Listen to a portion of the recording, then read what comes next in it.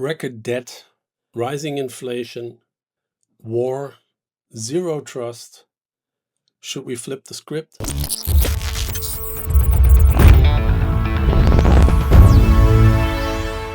93% of the viewers of this channel aren't subscribed.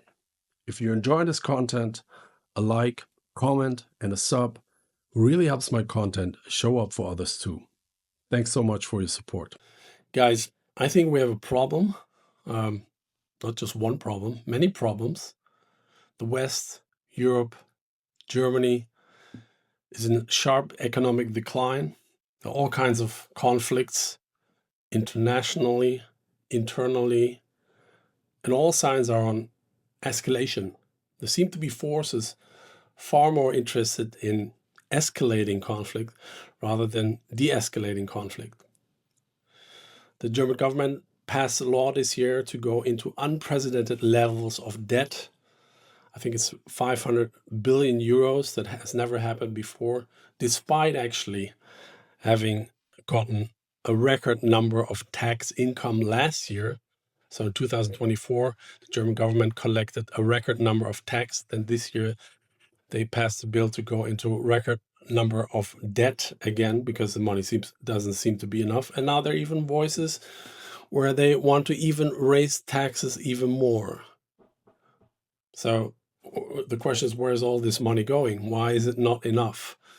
And officially, it's going into infrastructure, into defense budget, so military spending, and climate neutral projects. Question is, how does that serve us? And is it really for the greater good? Is it really for the well-being of the population? The guys, that are actually paying the taxes, that are actually paying by having their money inflated. There's certainly people are losing trust in the government. Also have the feeling that they're losing trust in each other for a certain extent, losing trust in other people. When I walk on the streets in Berlin, I have the feeling that people are irritated far quicker. People are fighting far quicker, fighting on the phone, heavy discussions with relatives and friends, people shouting at night more often. At least that's what I experience. I don't know what you think. Let me know if you think that's bullshit. But that's my personal experience. And where does it come from? I mean, there seems to be forces that are not really working in our best interest. The government's not really working in our best interest. The government using the funds, taxes, for things that are not really in our best interest. There was a recent study from David Betts, Professor David Betts, who said that most signs are in place for civil war. And imagine something really going wrong. I think that could actually happen, or at least there's the danger that this could happen at some point in the future. And while things seem to be escalating, while things getting out of control, while chaos is rising, while distrust is rising, there are these mechanisms put in place that are better and better at monitoring us, at making us transparent, at making us controllable, manageable. EU authorities are increasingly requesting private data of citizens from social media companies, from chat providers, and they're putting those companies under immense pressure. Just look at what happened to Pavel Durov, who was arrested in France. And there are laws in the pipeline like chat control, where they could monitor all our private conversations even more easily, where they could oblige all these chat providers to monitor all our conversations and filter out problematic speech, filter out problematic conversations, and possibly report it to the authorities. And then there are CBDCs, central bank digital currencies. And for those who don't know, this is like the digital euro, the digital dollar, and it's programmable money. And if introduced, it could mean, or it potentially means, that all your transactions, all our transactions are forever recorded with the central bank. So for the entire life, everything you buy and spend is recorded at the central bank. So you become entirely transparent. And yeah, it's programmable. So they could add conditions to your spending, meaning they could restrict where you can spend the money. They could restrict for what you can spend your money for. They could restrict for how long you can spend the money, or they could even completely shut you off your money supply because you were government critical. Yeah. So why more control over citizens? Why not flip the script and we put in place those technologies to monitor the government more efficiently, to look at what they are doing more efficiently for the good of everyone, for the well-being of the community, of the population, for the better of for all of us, for a more just world, for more transparency. All government money is public money. It was collected under the coercion of law, and it belongs to the citizens. It belongs to all of us. Therefore, it must be fully transparent because it's our money all together. And the more people can look at what's happening with the money, the more people that can comment on it, the better we can find common ground and what we are spending this money for and what we don't want the money to be spent for. All citizens' money is private property. It was earned voluntarily and it belongs to the individual. Therefore, it must be private, or at least there should be a possibility for every citizen to make private transaction.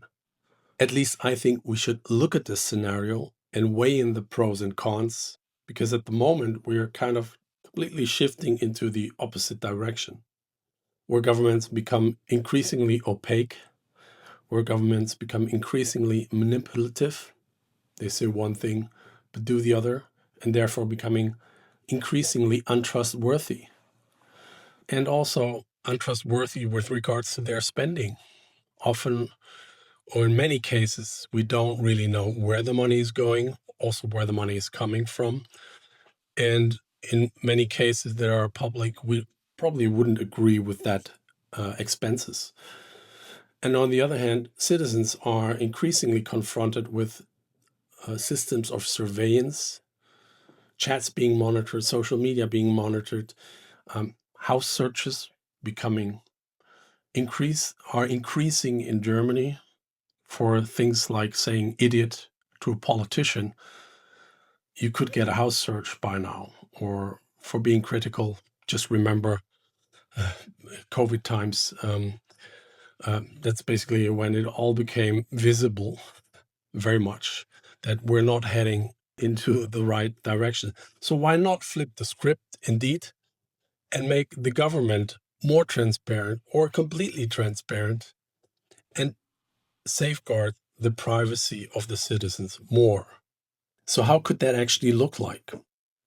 And to be clear, I'm talking about financial transparency, because I think it's the monetary layer, the base layer of change. So if you fix the monetary layer, then you can get real change, real fundamental change for society. So I'm talking about the financial transparency. And how could that look like if we're talking about all the inflows, so everything going to the government?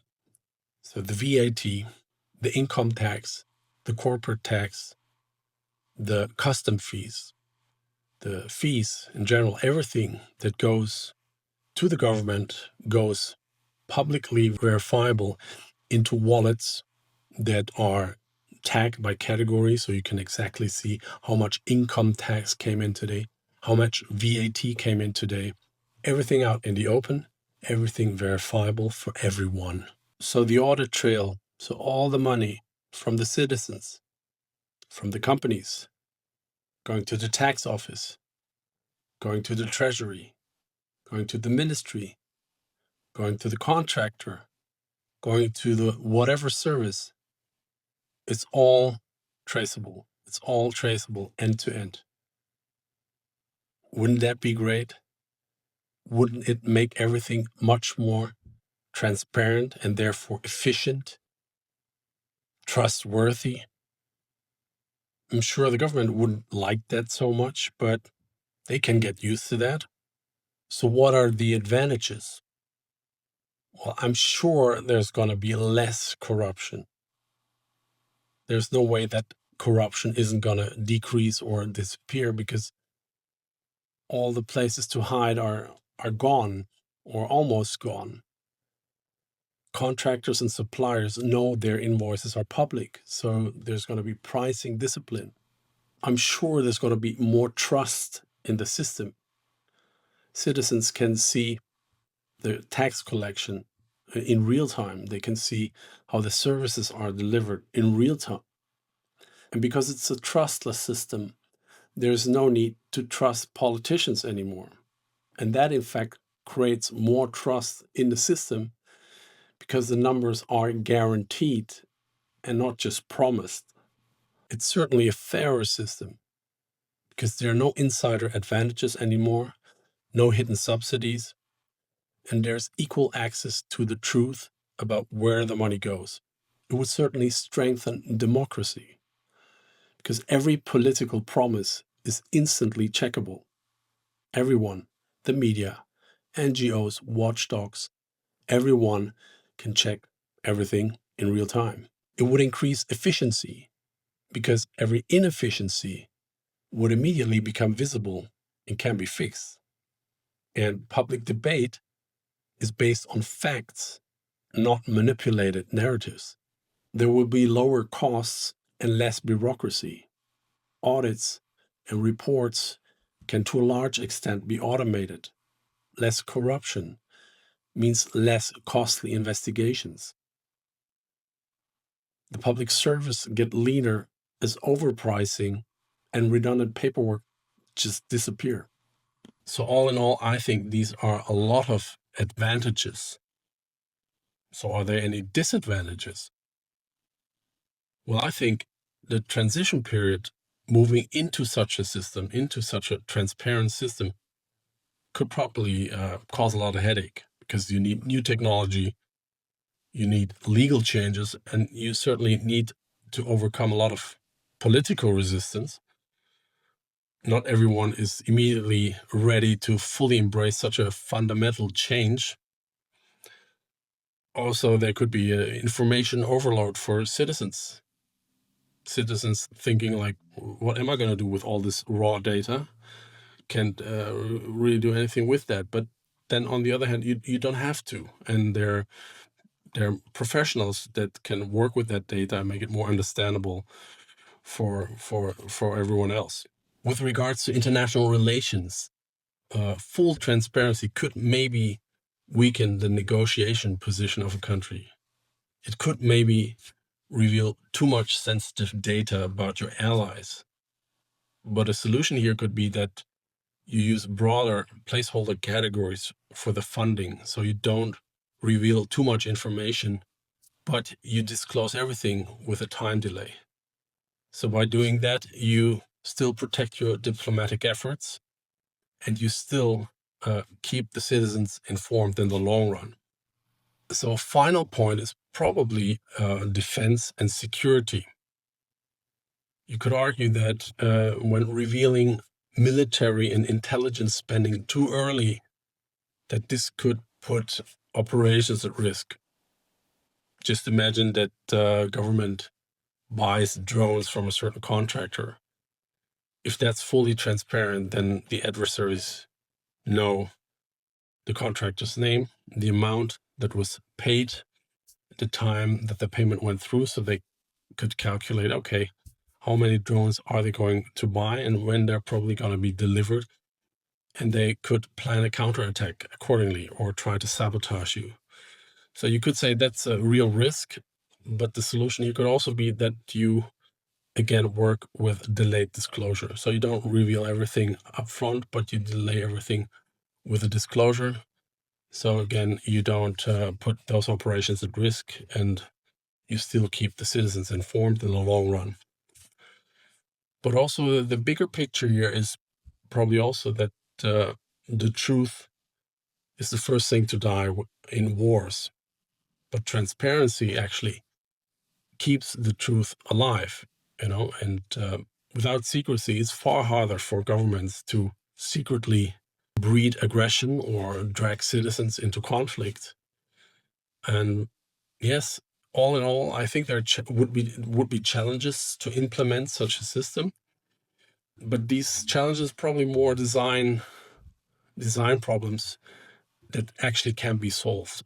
The risk of secrecy is far greater because secrecy breeds corruption, whereas transparency breeds accountability. It leads to trust, and it could potentially even prevent wars in the future. So now we looked at the advantages and we looked at the disadvantages. In my opinion, the advantages far outweigh the disadvantages. But what we haven't looked at yet is the monetary system. What kind of monetary system would work for such a setup?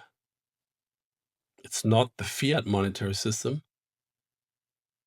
It's not the euro, the dollar. That wouldn't really work. Why? Because it's inflatable. The central bank can just print more of it whenever they want to. And it's not verifiable. So that kind of defeats the purpose of transparency. Inflation at will defeats the purpose of transparency. They could kind of simulate such a setup.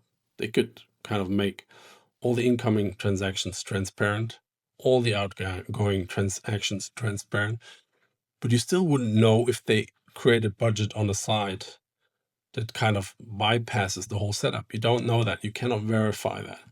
So that's why the fiat money system wouldn't be suitable for such a setup. The monetary system that would be suitable, and I think it's the only monetary system that's suitable for such a setup, is Bitcoin. Why? Because Bitcoin has a limited supply of 21 million Bitcoins, and that promise cannot be broken. And it's verifiable. Everyone can verify transactions on the Bitcoin blockchain. And that makes it like the perfect candidate for such a setup. It would go hand in hand with such a setup because it's pseudonymous transactions. And once you have the addresses, once the addresses of the government are made public, the wallets are made public, everything thereafter you can verify and trace. So it would be suitable. And on the other hand, there are solutions to still keep transactions for citizens private. If you're ready to take the next step and start saving in Bitcoin, the hardest money ever invented, with a fixed supply, a decentralized network, and no middleman, then check out the Bitbox, a highly secure, beginner-friendly hardware wallet trusted by pros. With a Bitbox, you can stack sats and take full control of your wealth. It's easy to use, battle-tested, and protects your Bitcoin from hacks, fraud, and seizure. Use my code RODEX at checkout to get 5% off and support my channel. This is not investment advice. It's just the smartest way I found to save long term. You'll find the link in the description. Don't wait. Become your own bank. Thank you. All right. Governments are trying to make us increasingly more transparent. And I say, let's flip the script. Public money must be public. Private money must be private. And only a scarce, verifiable money, like Bitcoin, can actually make that work. And now I'd really love to hear from you guys. What do you think? What did I forget? What did I get wrong? Do you agree with me? Or do you think I was talking bullshit? Please let me know in the comment section. If you like the video, please give me a thumbs up.